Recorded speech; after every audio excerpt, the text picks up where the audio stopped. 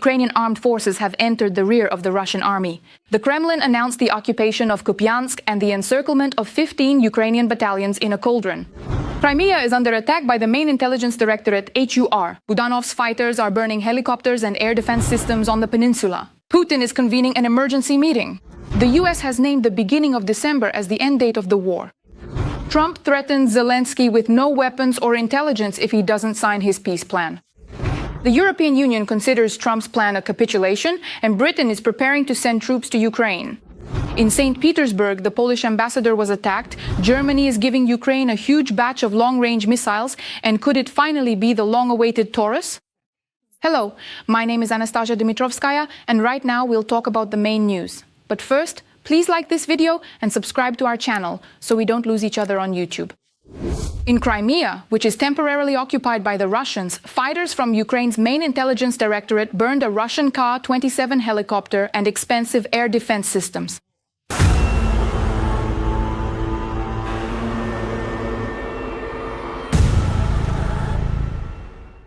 Ukraine's main intelligence says its Ghost unit struck targets in Crimea.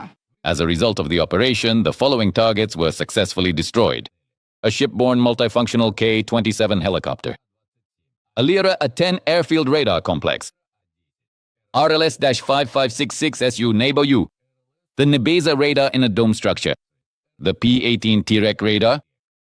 The main intelligence directorate also showed footage of, without exaggeration, an epic evasion by a reconnaissance drone from an enemy missile launched from a Panzer S-1 system.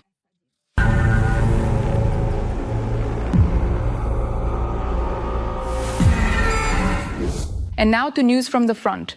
The enemy has advanced in Pokrovsk, Stepnohirsk, near Vladimirovka and Shakovo. These are the data from Deep State. In the Lyman direction, the enemy is trying to advance towards the Siversky Donets and to bypass Lyman to the south of the city. This is reported by the soldier Stanislav Bunyatov, callsign Osman, in his Telegram channel. It's not hard to understand why the movement is happening this way. After all, they are gradually forming the Siversky Cauldron, and for this, their UAV operators need to control the logistics in that direction. The situation in the Siversky direction is described by the soldier known as Muchnoi. The air here has started to thicken. The enemy has dug in at Zvanivka and is pushing deeper into our defenses. Their artillery is now working almost non-stop along this section, trying to knock out our strongpoints and force the infantry to advance under the cover of explosions. Their assault groups move in small clusters, wedge themselves into our lines, and seize any building or grove they can find to take cover, wait it out, and try to gain a foothold, even if only for a few meters. But our units keep up the pace, detect these groups while they're still approaching, use drones, and finish off anyone trying to cling to our line. For the enemy, every meter there turns into a trap. And next we have some unique footage. Pilots from the 21st Separate Mechanized Brigade, so to speak, hunted down a tank and an ammunition depot in the forest. The equipment was destroyed and the depot itself exploded.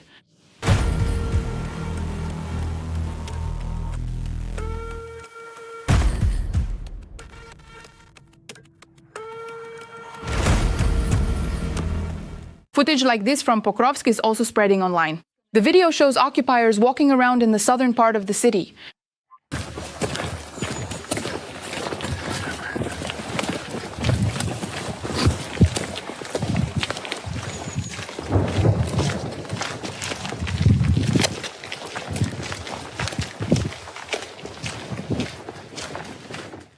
The Russian army has allegedly broken through into Siversk in the Donetsk region. This was reported by Bild military observer Julian Rapka. Is this really the case, and what is the analysis of the operational situation on other parts of the front? Let's find out next in our military review. On the night of November 20th, Ukraine attacked one of Russia's largest oil refineries, the Ryazan refinery, for the second time in a week. Of course, that's good. In addition, explosions were heard in Novomoskovsk-Tula region. There was also a fire at a substation in the city of Rilsk-Kursk region, which caused power outages. This refinery primarily supplies the demand for fuels and lubricants in Moscow and the Moscow region is a key factor in ensuring not only gasoline and diesel fuel, but also, accordingly, motor oils. This refinery is affiliated with the Ministry of Defense of the occupying country, specifically for the logistical supply of fuels, motor oils, and other components. The Russians cannot hide or conceal military targets either on their own territory or in Ukraine. In this footage, a Ukrainian Air Force F-16 is chasing a Russian Kh-101 missile, which is once again flying to kill someone. Even worse news is reported by Bild's military observer Julian Röpke. According to his information, the Russian army has broken through from Siversk in the Donetsk region, allegedly capturing 20% of the territory. In the Kupiansk-Lyman direction, the occupiers have indeed concentrated a strike group numbering about 90,000 personnel. This is considered one of the enemy's strongest strike groups after the Pokrovsk direction. The occupiers' strategic objective is to create conditions for a flanking encirclement of the positions of Ukraine's defense forces. The situation is difficult, but to say that the occupiers have achieved significant tactical successes, or moreover, that they control a substantial part of Siversk, is at this point unverified information. Only Trump and the United States have the power to finally end the war. Turkey is ready to provide a platform for negotiations. This was stated by the President of Ukraine, Volodymyr Zelensky. If Russia does not come to the negotiating table on American terms. Following the delivery of Attack-MS, Ukraine may also be supplied with Tomahawk cruise missiles, which have a strike range of up to 1,600 kilometers. The chairman of the board of directors of Airbus, René Obermann, at the Berlin Security Conference suggested that European countries consider deploying tactical nuclear weapons to deter Russia. This is an element of military political pressure by the United States on the Russian Federation, precisely at the moment when a possible agreement might be signed. Peace agreements at the end of the war in Ukraine. In other words, they are signaling what further scenarios could unfold if the Russian Federation does not come to the negotiating table. That is, the United States, through its European partners, is already making it clear to the Russian Federation that they will continue the policy of steadily increasing their nuclear presence on the European continent. The possible deployment of tactical nuclear weapons is a response to the threat posed by Russian Iskander missiles, which are deployed in Kaliningrad and Belarus and are capable of carrying tactical nuclear warheads. I can't help but admire the courage and heroism of Ukrainian soldiers. They are holding the front and standing up to a massive horde that vastly outnumbers them. That's why I urge everyone to support the armed forces of Ukraine. And if you can't do so financially, write them words of support in the comments. Earlier, we already told you about the peace plan for Ukraine and its unacceptable conditions. As reported by reputable media, these terms were drafted by the US, though not without Russia's involvement. At that time, it also became known that Ukraine refused to bargain over its territories. Nevertheless, the press is publishing an expanded list of conditions for the peace plan from the US, which, according to the media, has already been handed over to Zelensky. Let's go over the key conditions published by Bloomberg. The transfer of part of Donbas to Russia on a lease basis. Lifting sanctions from the Russian Federation and halting investigations into war crimes. Ukraine must cut its army in half and hold elections 100 days after the end of the war. And here are some more conditions. Ukraine must give up long-range weapons. A ban on stationing foreign troops on its territory. The Russian language and the church are granted official status in the occupied territories that will be controlled by the Russian Federation. Ukraine receives security guarantees from the US and Europe. And according to Axios, the security guarantees that are included in former President Trump's proposed peace plan for Ukraine are specifically modeled after the principles outlined in NATO's Article 5. Western countries commit to respond to an attack on Ukraine as if it were an attack on the entire transatlantic community. The document is designed for a 10-year term and can be extended, and its contents have already been shown to Russia. The Financial Times also reports that the US expects to sign an agreement with Zelensky by November 27th. Reuters journalists also mentioned the deadline of November 27th. The publication notes that the US has allegedly threatened to stop supplying weapons and sharing intelligence with Ukraine if it does not sign the American peace plan by November 27th. Right now, the pressure on Ukraine is among the most severe. At this moment, Ukraine may be facing a very difficult choice. Either a loss of dignity or the risk of losing a key partner. Either the difficult 28 points or an extremely harsh winter, the harshest yet. And the risks. A life without freedom, without dignity, without justice. And that we should trust someone who has already attacked us twice. They will be expecting an answer from us. In addition, Zelensky says that Ukraine is already working on the peace plan both with the United States and with partners in the EU.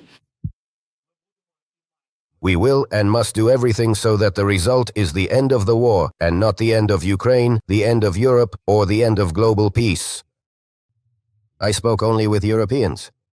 We are counting on our European friends, who clearly understand that Russia is not somewhere far away, that it is right next to the EU borders, that Ukraine is now the only shield separating comfortable European life from Putin's plans. We remember Europe was with us. We believe Europe will be with us. And what do you think about this plan? And do you agree with these conditions? Read the comments under. From previous episodes, I see that many people watch us from Kazakhstan, Moldova, Europe, and even the States. We Ukrainians are very grateful to you for your support and proud that we have such reasonable viewers. Write in the comments under this episode as well. Tell us which country you're watching from and whether your country supports our fight against the empire of evil. I always enjoy reading your comments, and for now, let's continue because the most interesting part is still ahead. And right now, here's another dose of nonsense from the Russian dictator Vladimir Putin. Just yesterday, he visited one of the command posts of the West troop grouping, where he stated that the main task for Russia is the unconditional achievement of the goals of the so-called special military operation. According to Putin, the people of Russia are hoping for and expecting results. But we have our own important and significant tasks, our own personal and collective goals, and the main one, the most crucial, is the unconditional and unwavering achievement of our objectives and aims. Special military operations, as well as fulfilling the tasks and responsibilities set before us by our homeland, our country, and the people of Russia. The people of Russia, our fellow citizens, are counting on you, relying on your dedication, and expecting you to succeed. The result the country needs.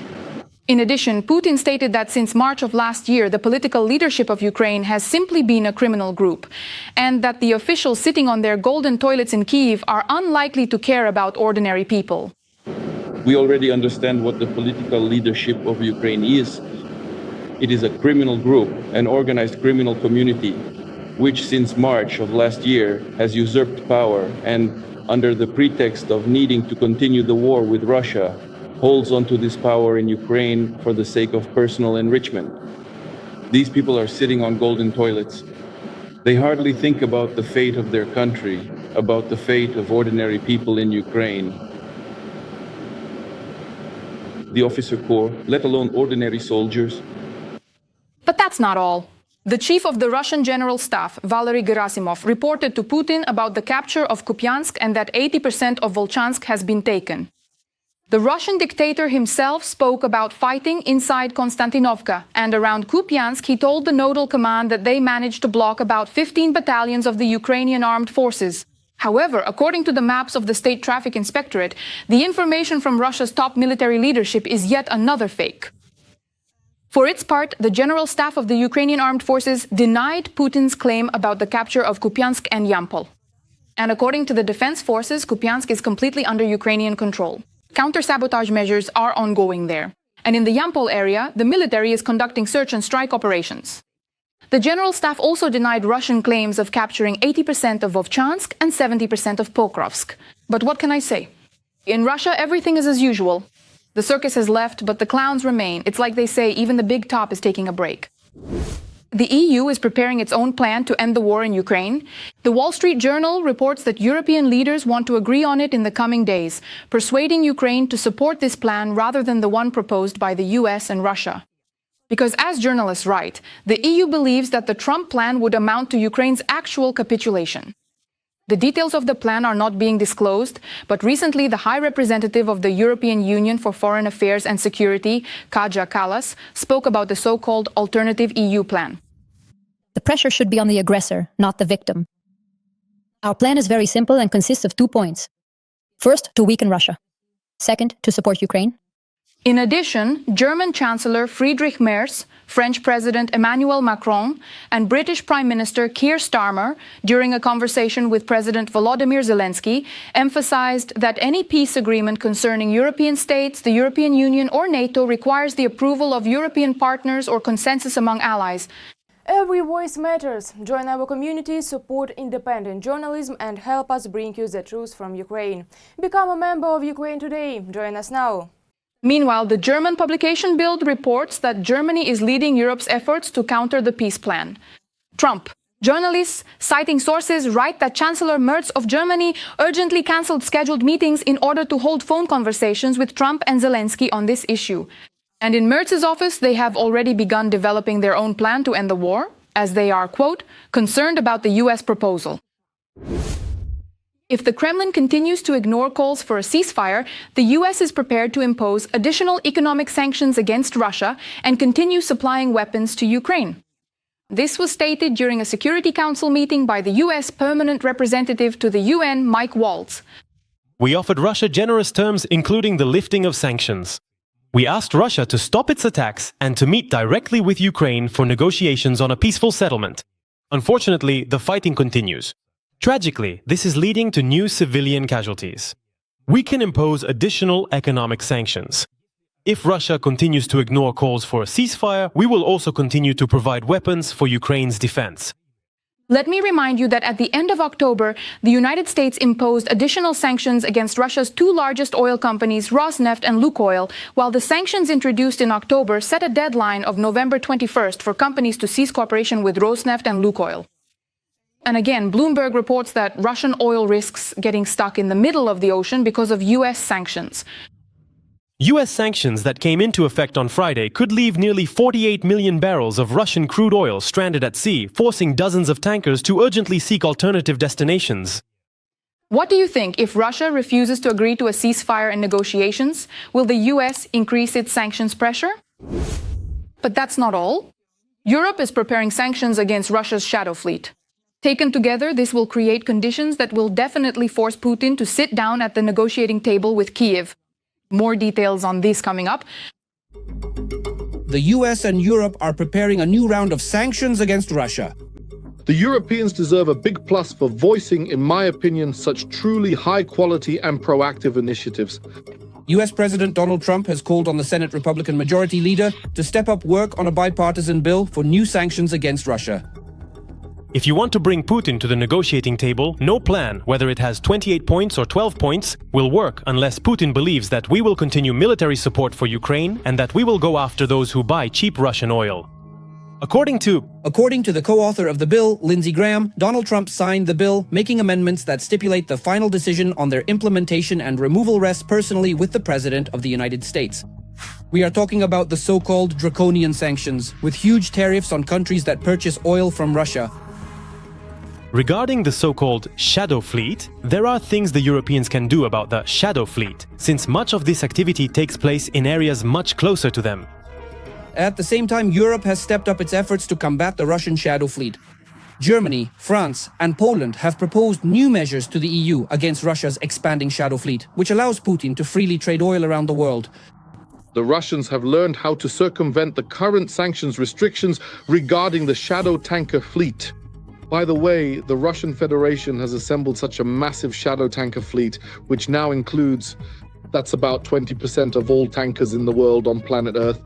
So now, according to preliminary estimates, that's around 1,000 tankers.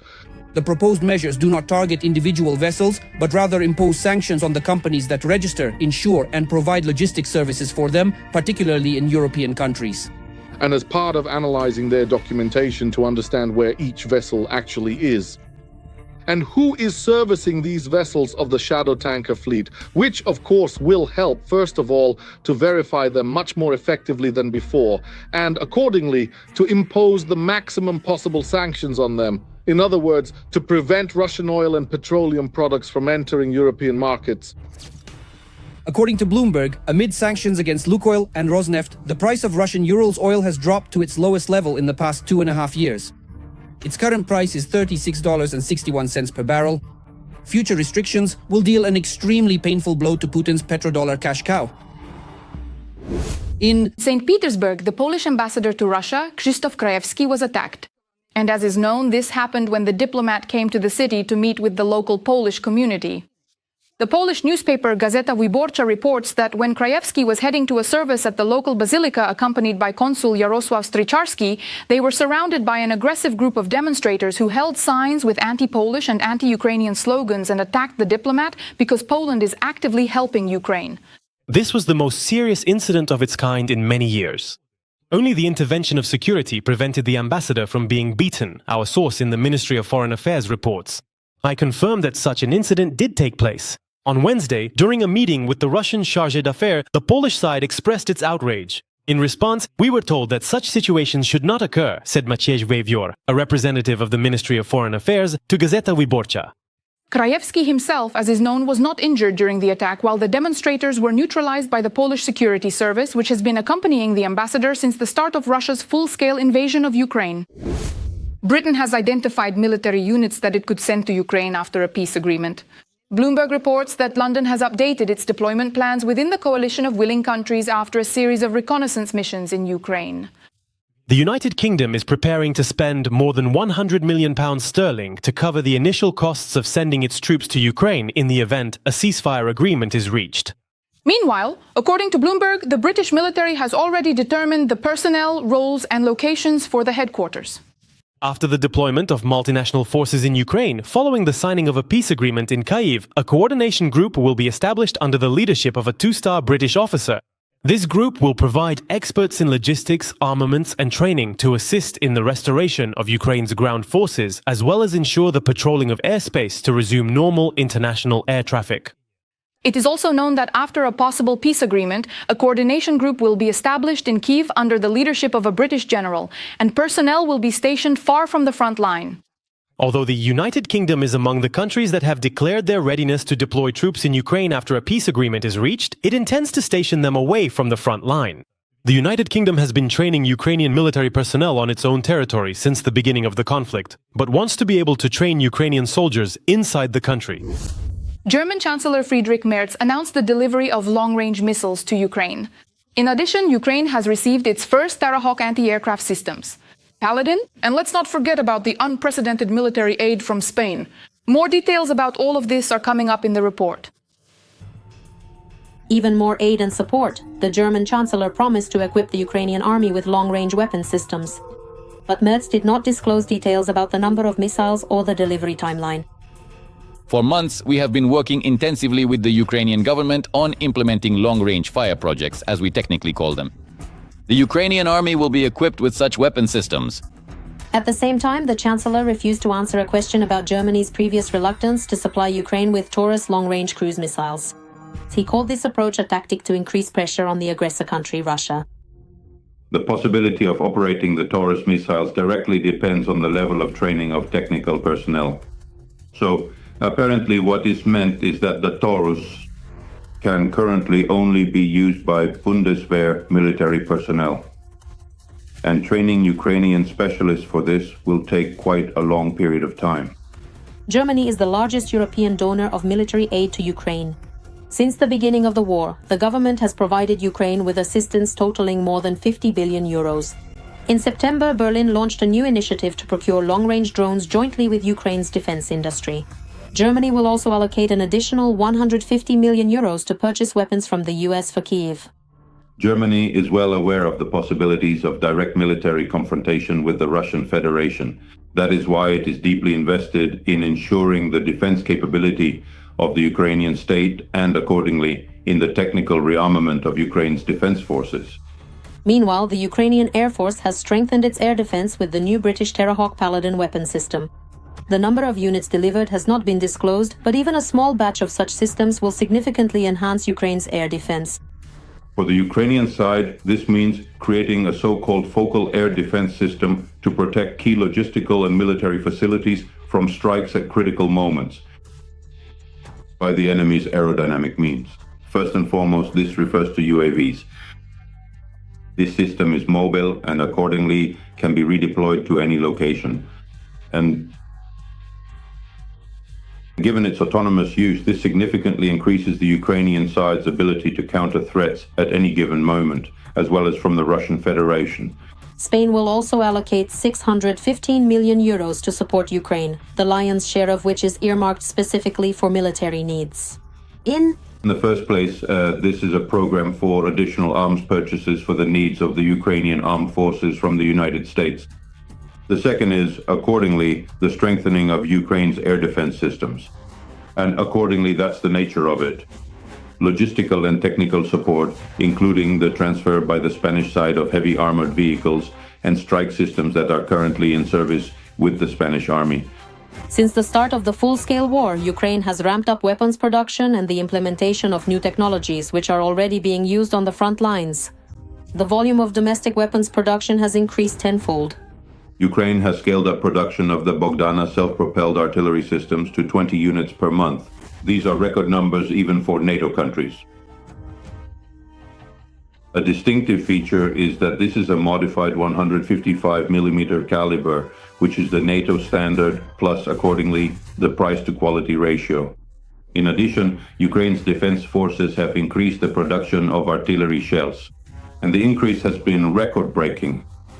There is also talk about scaling up the production of both FPV drones and, accordingly, strike drones with a target range of over 1,500 kilometers. Earlier, Volodymyr Zelensky stated that the production of domestic weapons, particularly ballistics and drones, is one of the key tasks for the government and manufacturers. It is also worth noting the scaling up of the production of electronic warfare systems and radars. In this segment as well, Ukrainian defense holds one of the leading positions in the world, and accordingly, the production of naval drones. All of this means that Ukrainian developers have demonstrated the ability to create high-precision weaponry capable of destroying important enemy military targets deep behind the lines. Due to tax increases, Russians are preparing for a new wave of accelerating price growth, which will begin as early as 2026. Businesses and retail are already preparing for the VAT hike, notes Natalia Melchakova, lead analyst at Freedom Finance Global. On average, over the next 3 months, Russian companies plan to raise prices by 6.3%, which annualized compares to 4.2% in October and 2.9% in September, according to monitoring by the central bank. At the same time, the largest price increases are planned by retail companies. They estimate shelf inflation over the next 3 months at 11.8% on an annualized basis. The Moscow Times reports that this is already the second VAT rate increase in the past few years.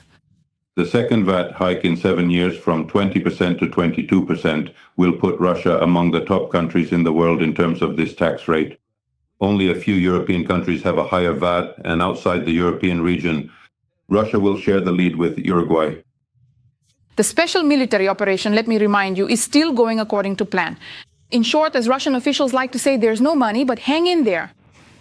What do you think of our news? Let us know what we should change to become better. We will definitely take your feedback into account. In the meantime, please like this video to support what we do. Be sure to subscribe to our channel, Ukraine Today, so you don't miss our next episodes. See you!